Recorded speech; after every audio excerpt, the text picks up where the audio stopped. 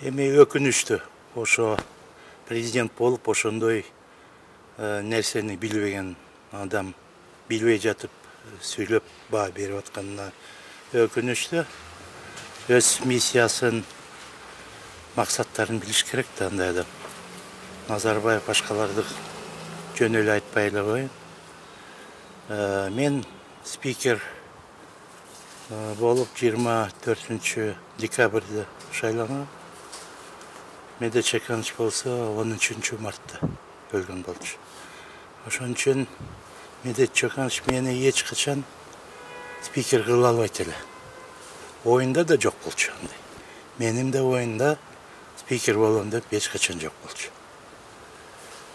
Ошон үчүн бул жактан туура эмес айткан сөздөрү. Кечирим сураш керек. Жаңылып калдым деп. Экинчиден Атамбаевди премьер кылган Мени Садыркулов. Мени Садыркулов аны премьер кылган. Аны бардыгы билет. Бирок каза болгондон кийин 13 марттан кийин мен го бир тиги комиссиядан составында болуп, ал жерде иштеп изилдеп жүргөнбүз ал окуяны эмне болуп кетти деп. Анткени бир саматтын ичинде чече албайсың да ал маселени. Ошол мезгилде Роза Атамбаева бир нече сөз айткан, критикалык сөз.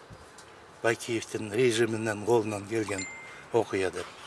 Андан башка Эльмира Ибраимова, андан башка дагы Галина Куликова.